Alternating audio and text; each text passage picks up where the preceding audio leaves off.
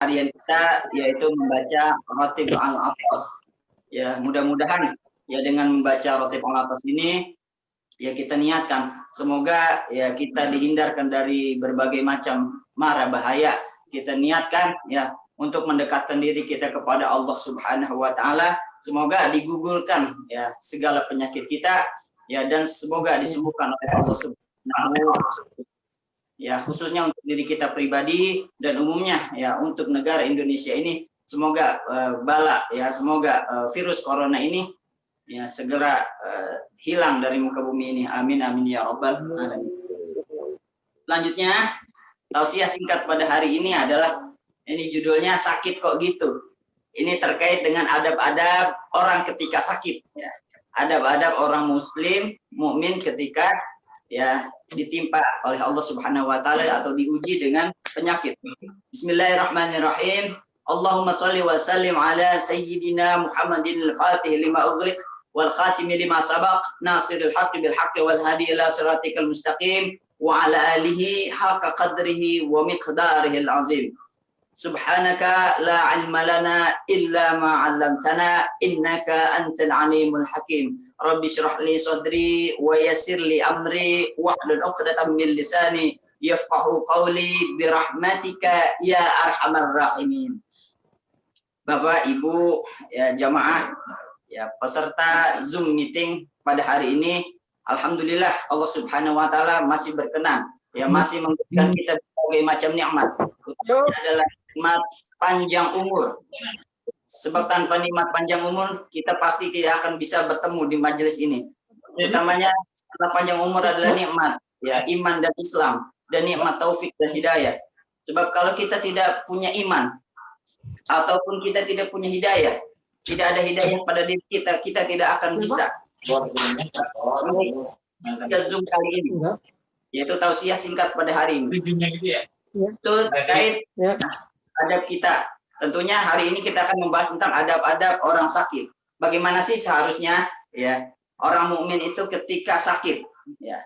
Kemarin pada hari Jumat yang lalu guru kita ya Kiai Haji Zulfa Mustafa ya menyinggung sedikit tentang apa itu ahwal soleh, yaitu sikap ya hati kita. Hati kita juga harus soleh. Sementara bukan cuma perbuatan, tetapi hati kita juga harus baik, yaitu baik kepada orang, hati kita baik kepada orang, tidak dengki, tidak iri, tidak hasad, tidak takabur dan lain sebagainya. Tentu juga hati kita harus baik juga kepada Allah Subhanahu wa taala. Ini juga termasuk akhlak kita kepada Allah Subhanahu wa taala. Misalnya akhlak baik kita kepada Allah, ya akhlak ahwal hati kita yang baik kepada Allah bagaimana?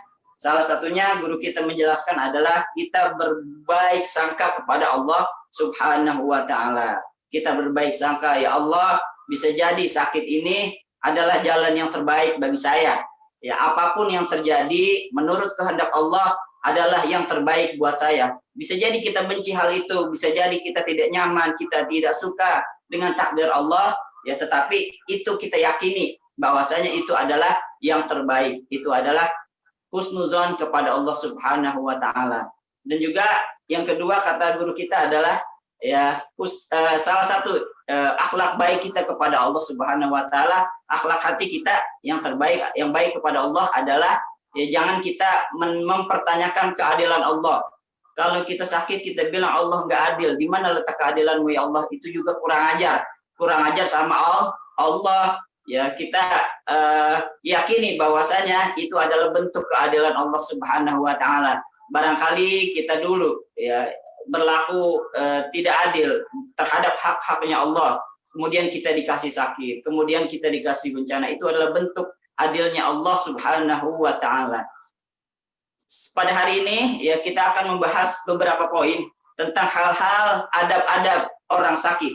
Sakit kok gitu? Yang pertama itu adalah kita bisa mencontoh dari Nabi kita Ibrahim alaihissalam. Itu diabadikan di dalam Al-Quran surah Asy-Syu'ara ayat 78 sampai 80. Sakit kok gitu? Sakit kok menyalahkan Allah? Ini adalah akhlak yang baik yang kita tiru adalah kalau kita sakit kita tidak menyalahkan Allah Subhanahu wa taala. Apa itu dalilnya? Nabi Ibrahim pernah berkata, Ya di dalam Al-Qur'an, a'udzubillahi minasyaitonirrajim, bismillahirrahmanirrahim. Alladzi khalaqani fahuwa yahdin, walladzi huwa yut'imuni wa yasqin, wa idza maridtu fahuwa yashfin. Shadaqallahul azim. Ini kata Nabi Ibrahim, alladzi khalaqani fahuwa yahdin. Ya, ketika berbicara tentang Allah Subhanahu wa taala, beliau Nabi Ibrahim berkata alladzi khalaqani, yang telah menciptakan aku, wa fahuwa yahdin, dan Allah lah yang telah memberi aku hidayah, walladzi huwa yut'imuni, dan yang telah memberi makan aku, Tuhan yang telah memberi makan aku, wa yasqin, dan memberi minum aku, wa idza maritu, dan ketika aku sakit, dan apabila aku sakit, fahuwa yasfin, maka Allah lah yang menyembuhkan. Kalau kita berbicara, kalau kita belajar bahasa Arab dulu, tentu kita tahu yang namanya fi'il madhi. Ya, di sini disebutkan alladzi khalaqani. Khalaqani itu fi'ilnya fi'il madhi. Fi'il madhi bina ma'lum mufrad mudzakkar ghaib. Itu kalau di bahasa Arab. Artinya apa? Ini khalaqani, pelakunya adalah dhamir huwa. Pelakunya adalah Allah. Khalaqani, Allah yang telah menciptakan aku. Wa fahuwa yahdin, dan Allah pula yang telah memberikan hidayah kepada aku. Artinya, ya, kalau berbicara penciptaan, kita serahkan itu adalah kuasanya Allah Subhanahu wa taala. Masalah hidayah bukan karena kita hebat, tetapi adalah itu Allah lah yang memberi hidayah kepada kita. Selanjutnya Nabi Ibrahim berkata, walladzi huwa yut'imuni wa huwa yasqin. Ini juga sama, yut'imuni kalau di dalam bahasa Arab itu adalah fi'il madhi bina ma'lum mufrad mudzakkar ghaib. Fi'ilnya adalah, fa'ilnya adalah Allah. Artinya apa? Allah yang telah memberi makan kita. Ya, bukan karena kita jago, bukan karena kita bisa mencari duit, bukan karena kita bisa, ya, pekerjaan kita bagus, tetapi kata Nabi Ibrahim, ini makanan hakikatnya adalah Allah yang memberikan kepada saya. Alladzi huwa yut'imuni, Allah yang telah berbaik kepada saya, Allah yang telah memberi makan saya, wa yasqin, dan Allah pula yang telah memberi minum saya. Ya, ketika bicara nikmat, Nabi Ibrahim menjandarkan itu semua kepada Allah, bukan kepada dirinya, bukan kepada dia hebat, tetapi karena Allah yang sudah berbaik hati. Tetapi ketika sakit, ini perlu kita garis bawahi, wa idza maridtu fahuwa yashfin. Tapi ketika berbicara sakit, Nabi Ibrahim bilang wa idza maridtu. Maridtu ini kalau kita bedah di dalam bahasa Arab itu namanya fi'il madhi bina ma'lum mufrad mudzakkar nafsi mutakallim wahdah, yaitu artinya pelakunya adalah anak, pelakunya saya. Kalaupun sakit, artinya Nabi Ibrahim ketika sakit dia tidak menyalahkan Allah, tetapi dia menyalahkan dirinya sendiri. Fa idza maridtu, apabila aku sakit, artinya sakit ini kesalahanku ya Allah. Ini bukan karena Engkau ya Allah, ini sakit karena kesalahan aku, karena keteledoran aku ya Allah. Itu kata Nabi Ibrahim, fa idza maridtu fahuwa yashfin, maka Allah yang memberikan kesembuhan kepada saya. Ini adab yang pertama, adabnya Nabi Ibrahim alaihissalam, yaitu ketika sakit beliau tidak menyalahkan Allah Subhanahu wa taala. Beliau introspeksi diri. Ya Allah, ini nikmat makan Engkau yang telah berikan kepada aku. Nikmat minum, nikmat yang lainnya adalah Engkau yang telah berikan kepada aku. Nikmat hidup adalah Engkau yang berikan kepada aku. Tetapi sakit, ini sakit bukan dari Engkau ya Allah. Ini sakit lantaran aku ya Allah. Aku yang salah ya Allah. Mungkin selama ini kita kurang menjaga makan kita. Kita kurang menjaga pola hidup kita. Kita mungkin selama ini makan sembarangan, tidak memenuhi unsur-unsur gizi. Mungkin kita hidup sembarangan, ya, hidup tidak teratur, sering begadang dan lain sebagainya, kurang olahraga, kurang vitamin dan lain sebagainya. Ini, ya, kita introspeksi diri. Marilah kita introspeksi diri. Bisa jadi ini sakit adalah, ya, sakitnya lantaran kita kurang menjaga protokol kesehatan. Bisa jadi ini karena kita, ya, sering keluar nggak pakai masker, sering nggak cuci tangan dan lain sebagainya. Bisa jadi ini adalah penyakit karena kita. Itu adalah adab. Walaupun betul semua yang terjadi adalah atas kehendak Allah, tetapi adabnya yang baik adalah kita tidak menyalahkan Allah atas kesalahan kita pribadi. Itu poin yang pertama. Sakit kok menyalahkan Allah. Nabi Ibrahim aja nggak begitu. Nabi Ibrahim aja ketika sakit, beliau berkata ini, fa idza maridtu, apabila aku terkena sakit, maka Allah yang menyembuhkan aku. Subhanallah. Ini yang harus kita tiru. Yang kedua poinnya adalah, ya, kita mencontoh dari Nabi Allah Ayyub alaihissalam. Sakit kok mengeluh, ya. Sakit kok mengeluh. Nabi Ayub saja tidak mengeluh. Kita baca surahnya yaitu di dalam surah Al-Anbiya ayat 83. Wa ayyubu idnada rabbahu anni masaniyad dhurru wa anta arhamur rahimin. Ya Allah, ini perkataan Nabi Ayub yang luar biasa. Wa ayyubu, dan ingatlah ketika Ayub idnada rabbahu, ketika dia memohon bermunajat kepada Allah Subhanahu wa taala, kepada Tuhannya. Apa kata Nabi Ayub? Anni masaniyad dhurru, ya Allah, aku terkena musibah, terkena bencana seperti ini. Wa anta arhamur rahimin, dan engkaulah sungguhnya engkau maha penyayang, maha menyayangi orang-orang, arhamur rahimin, maha penyayang daripada orang-orang yang penyayang. Ya Allah, ini adalah adab Nabi Ayub alaihissalam. Ketika ditimpa musibah yang begitu dahsyatnya, beliau berkata, ini adalah kasih sayang Allah Subhanahu wa taala. Ya Allah, engkau begitu sayang kepada aku, ya Allah.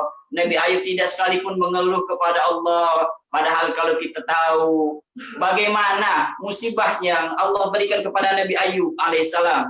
Nabi Ayub dulunya punya harta yang banyak, punya ternak yang banyak, punya sapi, punya kerbau. Bukan cuma ternak, tapi juga kebun-kebunnya banyak. Bukan cuma kebun, tapi juga rumah-rumahnya banyak. Nabi Ayub rumahnya bukan cuma satu, rumahnya banyak.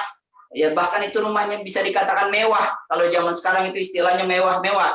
Anak-anaknya banyak. Tetapi satu persatu Allah Subhanahu wa taala ambil satu-satunya, satu persatu. Ternaknya hilang, kebunnya kebakaran, rumahnya hancur dan lain sebagainya. Anak-anaknya meninggal, meninggalkannya juga. Termasuk istrinya juga meninggalkan, dan sampai tubuhnya digerogoti oleh penyakit. Ya Allah, coba kita lihat Nabi Ayub, betapa besar dahsyatnya cobaan yang Allah berikan kepada beliau. Penyakit kita tidak ada apa-apanya kalau dibandingkan dengan penyakitnya Nabi Ayub. Nabi Ayub itu sakit berapa tahun? Kalau menurut tafsir Jalalain itu dijelaskan. Ada yang mengatakan, mufasir mengatakan ada beliau sakitnya itu 13 tahun. Ada yang mengatakan 17 tahun. Ada juga yang mengatakan 18 tahun. Bapak, Ibu, sakitnya udah berapa hari? Sakitnya udah berapa lama? Kira-kira lamaan mana sakit Bapak Ibu sama sakitnya Nabi Ayub? Bertahun-tahun Bapak Ibu, belasan tahun. Tapi apa yang dilakukan Nabi Ayub? Apakah beliau mengeluh? Sama sekali tidak. Kata Nabi Ayub, wa anta arhamur rahimin, engkau adalah maha penyayang, ya Allah. Ini adalah bentuk kasih sayangmu, ya Allah. Ketika sakit, Nabi Ayub tidak mengingat nikmat, tidak mengingat sakitnya, tetapi Nabi Ayub melihat nikmat-nikmatnya yang dulu pernah diberikan. Ya Allah, dulu engkau memberikan aku harta yang banyak, memberikan anak-anak, memberikan ternak, memberikan kebun, memberikan sawah, memberikan rumah-rumah yang banyak. Itu tidak ada apa-apanya. Sakit ini tidak apa-apanya dibandingkan nikmat yang engkau berikan, ya Allah. Bapak Ibu, sakit, selama sakit udah jual berapa rumah? Udah kehilangan berapa rumah? Nabi Ayub sakit bertahun-tahun, kehilangan rumah, kehilangan ternak, kehilangan kebun, kehilangan sawah, tapi dia tetap beriman kepada Allah Subhanahu wa taala. Ini yang luar biasa, Masya Allah. Kita harus tiru, kita harus bagaimana kekuatannya Nabi Ibrahim ketika Nabi Ayub, bagaimana keteguhan imannya, tidak sekalipun goyah, tidak sekalipun mengeluh. Maka dari itu kita yang tidak ada apa-apanya, penyakit ini tidak ada apa-apanya, cobaan kita tidak ada apa-apanya jika dibandingkan dengan Nabi Ayub alaihissalam. Ini kalau saya ngomong begini pasti ada yang komen, ya Ustadz, saya kan bukan nabi. Pasti ada yang bilang gitu, saya kan bukan nabi.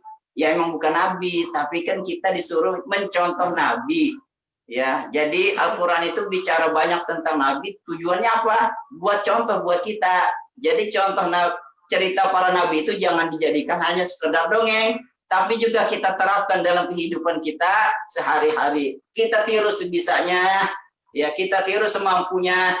Itulah hikmahnya. Kenapa diungkit lagi cerita itu, diabadikan di dalam Al-Quran? Karena Allah tahu banyak kedepannya nanti orang-orang yang kaya begini, makanya diingatkan lagi. Itulah kita tiru sebisa mungkin ya keteguhan hati Nabi Ayub.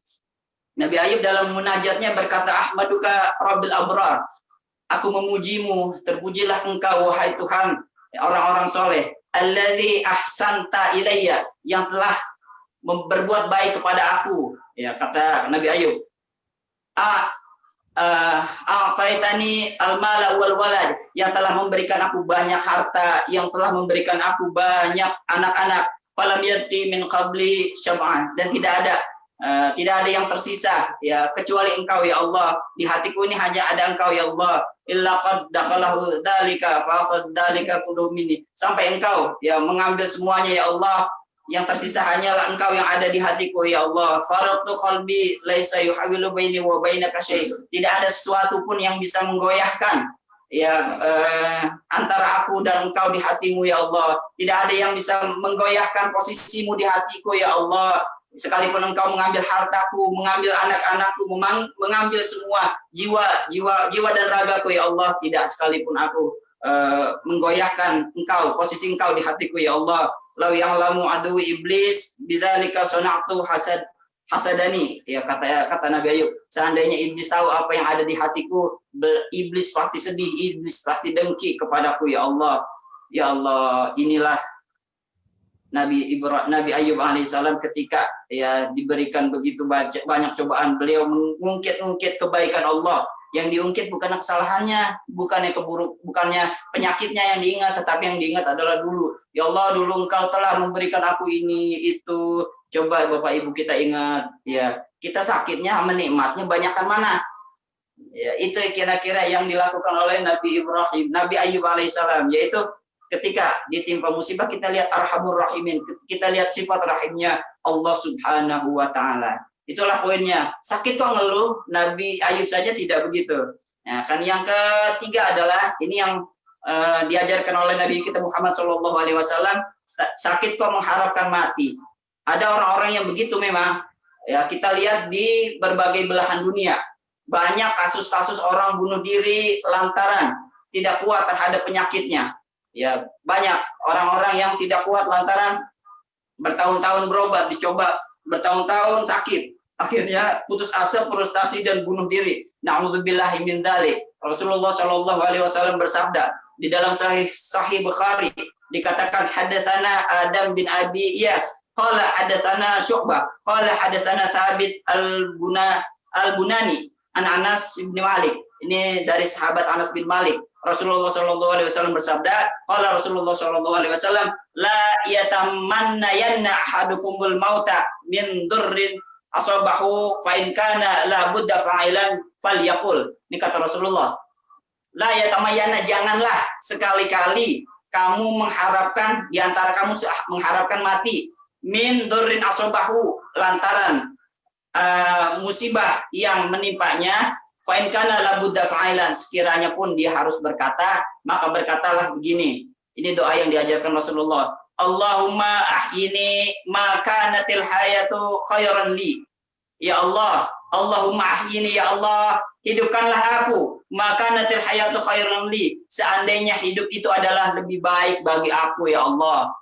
Selanjutnya, wa tawaffani idza kanatil wafatu khairan li. Ya Allah, wafatkanlah aku jikalau memang ya wafat itu adalah lebih baik dari aku. Ini adalah ajaran Rasulullah Shallallahu alaihi wasallam. Tentu ketika sakit kita tidak boleh mengharapkan mati.